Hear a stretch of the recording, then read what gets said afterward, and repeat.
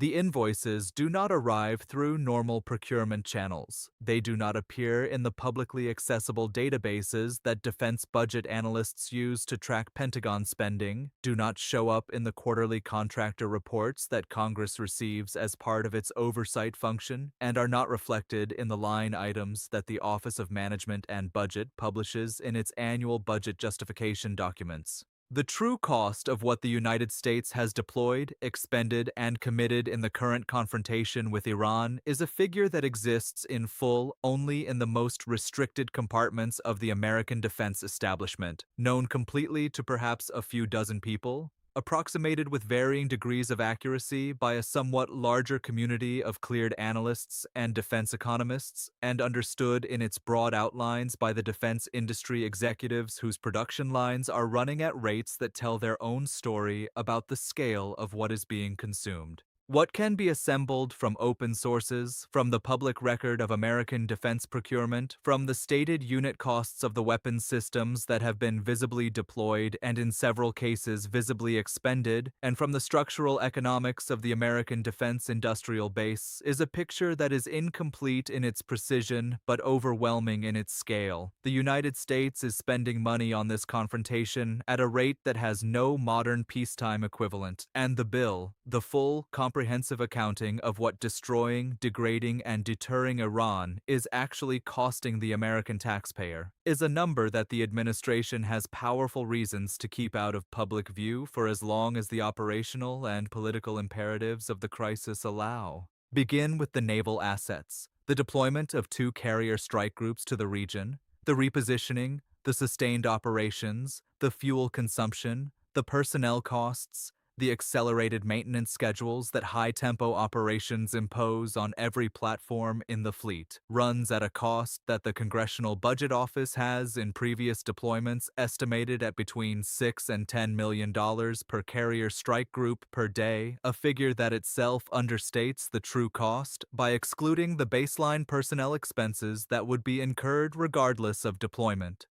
2 carrier strike groups operating at high tempo in an active crisis environment over a period of weeks represents a direct operational expenditure that has already exceeded $500 million by conservative calculation, and that number grows by the day. The nuclear submarine that conducted the engagement in the Indian Ocean operates at a daily cost that the Navy does not publicly itemize, but that defense economists estimate at between $1 and $2 million per day when all associated costs are properly allocated. Crew, maintenance, support infrastructure, the intelligence assets required to queue and support submarine operations in a denied environment. The weapons themselves represent a separate and, in some respects, more immediately staggering line of expenditure. The Standard Missile-3, the interceptor that forms the backbone of the Navy's ballistic missile defense capability, and that has been expended in significant numbers in the intercept operations associated with the current crisis, carries a unit cost of approximately $24 million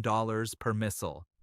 The Terminal High Altitude Area Defense System, THAAD, which has been operating in Israel and in Gulf partner states throughout the crisis, costs approximately $11 million per interceptor missile. The Patriot PAC-3 interceptors that have been providing lower-tier missile defense in multiple theaters run approximately $4 million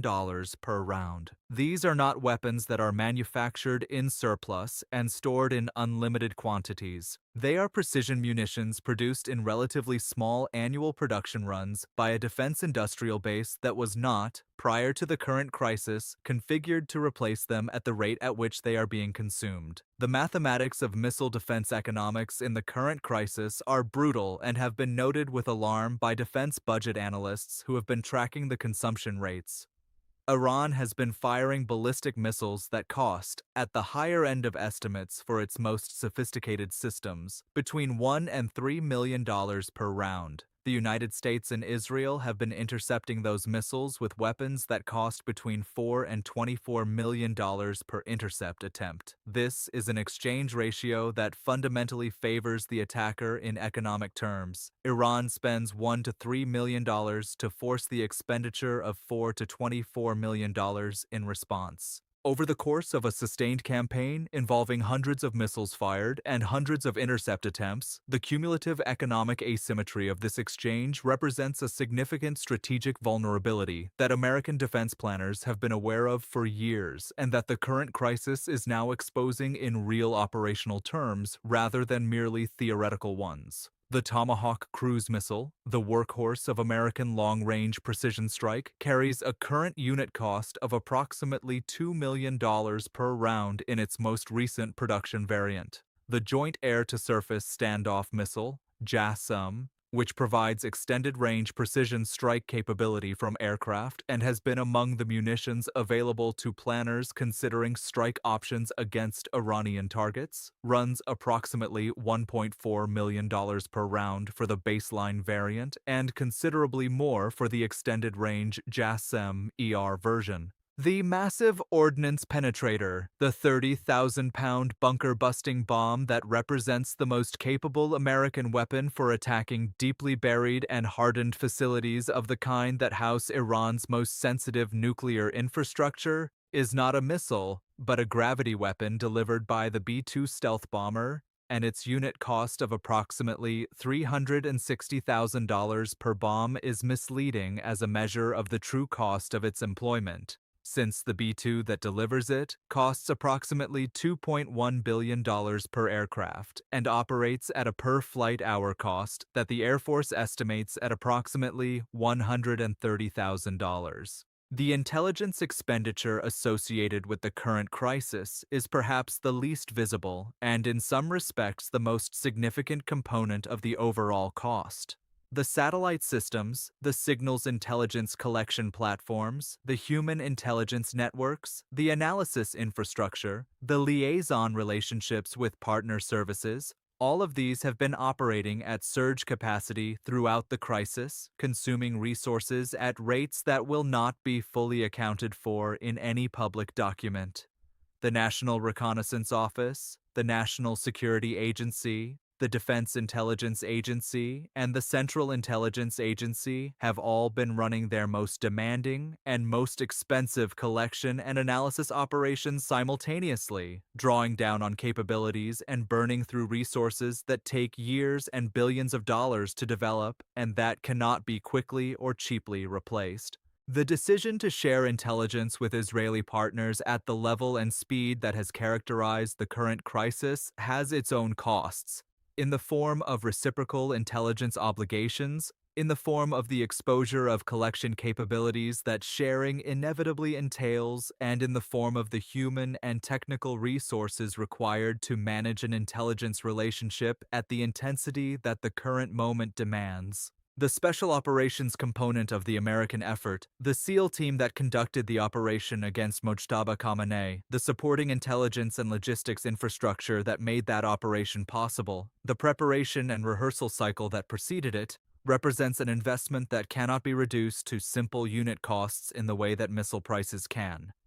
The development of a SEAL operator to the level of capability required for a denied area penetration mission inside Iran represents an investment of approximately $500,000 in direct training costs per operator, a figure that understates the true investment by excluding the years of operational experience that make a senior SEAL operator more valuable than any price can capture. The support infrastructure for a single high-end special operations mission, the intelligence preparation, the logistics, the communications, the extraction planning, the medical support, can easily exceed the direct personnel costs by an order of magnitude. A mission of the complexity and sensitivity of the operation that was conducted inside Iran was not cheap in any dimension of the accounting. The cyber warfare dimension of the American effort against Iran represents one of the most expensive and least publicly understood components of the overall cost structure. United States Cyber Command and the NSA's Offensive Cyber Operations Directorate have been running sustained operations against Iranian military networks, Iranian air defense systems, Iranian missile guidance infrastructure, and the command and control architecture that the IRGC uses to coordinate its operations across multiple theaters. The development of the cyber weapons and the access required to employ them effectively against Iranian targets has been an investment accumulated over more than a decade, with roots in operations going back to the early days of American offensive cyber capability. The Stuxnet operation, which targeted Iranian uranium enrichment centrifuges more than 15 years ago, represented the first major American investment in offensive cyber capability against Iran, and the programs that grew from that foundation have been sustained and expanded through every subsequent administration, regardless of party. The current operational tempo of American cyber operations against Iran is drawing down on that accumulated investment at a rate that the classified budget lines supporting those programs were not designed to sustain indefinitely, and the replenishment of those capabilities, the development of new accesses, new tools, new techniques to replace those that have been burned in active operations, will represent a significant forward cost that does not appear in any current budget request, but that the intelligence community will be presenting to congressional appropriators in the years ahead.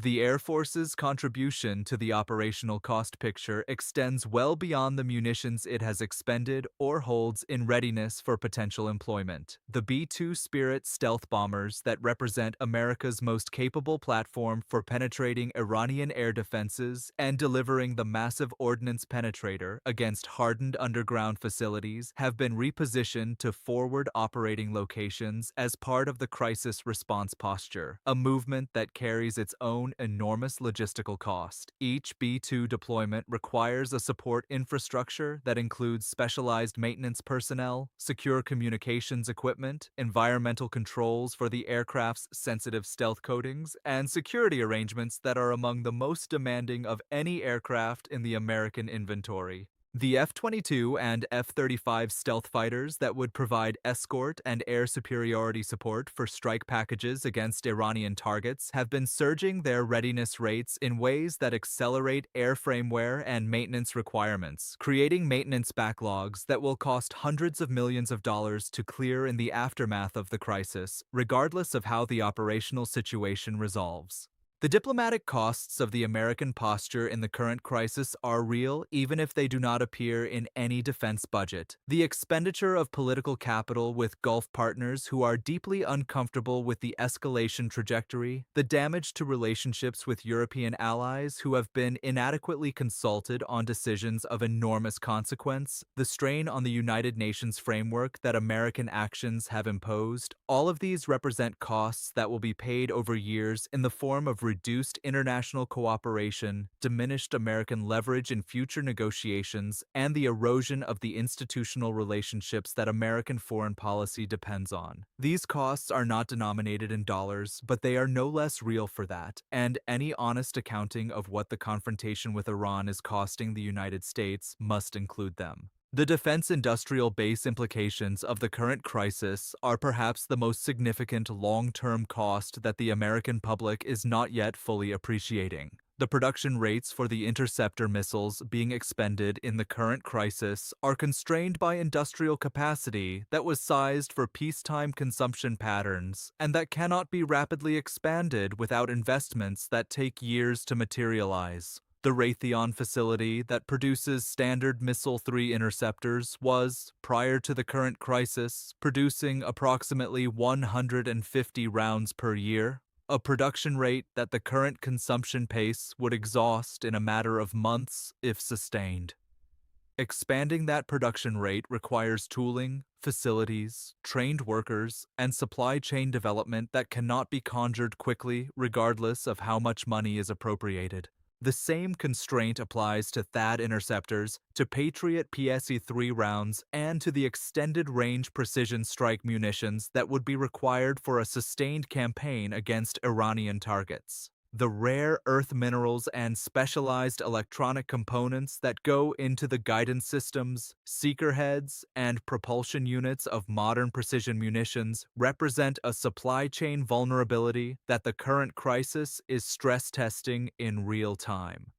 Many of the critical materials required for advanced missile production are sourced from supply chains that run through China, a geopolitical reality that has been a source of concern for American defense planners for years, and that the current crisis has elevated from a long-term strategic risk to an immediate operational constraint. The lead times for certain specialized components, the radiation-hardened microprocessors used in missile guidance systems, the specialized propellant formulations required for high-performance rocket motors, the exotic alloys used in hypersonic vehicle thermal protection, are measured in years rather than months, and no amount of emergency appropriations can compress those timelines below the physical and industrial limits that govern them. The veterans and long-term care costs associated with the current crisis will not appear in any current budget, but will represent one of its most enduring financial legacies. The sailors injured in the Persian Gulf engagement, the special operations personnel who conducted the mission inside Iran, the aircrew and support personnel operating under sustained high-tempo conditions that impose their own physical and psychological toll. All of these individuals will carry the costs of their service in ways that the Department of Veterans Affairs will be accounting for decades from now. The disability claims, the mental health treatment, the long-term medical care associated with combat injuries sustained in the current crisis will add billions of dollars to the lifetime cost of this confrontation, dollars that will be paid not in the current fiscal year, but in the budgets of administrations that have not yet been elected, by taxpayers who are today unaware that the obligation is being incurred on their behalf. The supplemental appropriations request that the administration was preparing to send to Congress, the emergency defense spending bill that would formalize the financial commitment the United States had already made through executive action, and that would provide the resources needed to sustain and potentially expand the current operational posture, was being drafted under conditions of extraordinary urgency by Office of Management and Budget staff working around the clock. The number at the top of that request, when it was finally disclosed to congressional leadership in classified briefings before its public release, produced reactions that sources described as visibly shaken, not because the legislators were unfamiliar with the scale of American defense spending in general, but because the compression of that spending into such a short operational period, and the forward commitment implied by the trajectory of the crisis, represented a financial reality that even experienced defense appropriators found difficult to absorb. The broader macroeconomic impact of the crisis on the American economy was adding an entirely separate dimension to the cost calculation. Oil prices at crisis-elevated levels were functioning as a tax on every American business and household that consumed energy, which is to say, every American business and household. The Federal Reserve was watching the inflation implications of elevated energy prices with alarm, aware that the monetary policy tools available to address supply-side inflation driven by geopolitical crisis are blunt and costly in their own right. The stock market volatility generated by the uncertainty of the crisis was destroying household wealth across the American economy at a rate that dwarfed the direct defense expenditure, even as that direct expenditure was itself reaching historic levels. The supply chain disruptions flowing from the insurance and shipping crisis in the Indian Ocean and the Persian Gulf were beginning to manifest in delivery delays, inventory shortages, and price increases that would take months to fully work through the system. What all of this adds up to: the direct military expenditure, the intelligence costs, the diplomatic capital, the industrial base strain, the macroeconomic impact, is a number that resists precise calculation, but that responsible estimates place in the range of hundreds of billions of dollars when the full scope of direct and indirect costs is properly accounted for. It is a number that reflects the reality that great power competition, when it tips from managed rivalry into active military confrontation, is expensive in ways that no budget process fully anticipates and no appropriations cycle is designed to accommodate. The United States has the financial depth to sustain this expenditure for longer than Iran can sustain the military and economic pressure being brought to bear on it. That asymmetry of financial endurance is itself a strategic asset, one of the most important that the United States possesses in this confrontation. But it is not an inexhaustible asset, and the rate at which it is being drawn down in the current crisis is a number that the American people, when they finally learn it in full, will find both staggering and sobering. The weapons that are destroying Iran's military capacity, degrading its proxy networks, and deterring its most aggressive impulses are not free. They are paid for by the American taxpayer, produced by the American defense industrial base, and expended at rates that will shape American defense budgets and military readiness for years after the current crisis is resolved. The price of American power, when that power is exercised at the scale and intensity of the current confrontation, is a price that is being paid in real time, in real dollars, with real consequences that will outlast the crisis itself by a generation. Sonnet 4.6 Claude is AI and can make mistakes. Please double-check responses.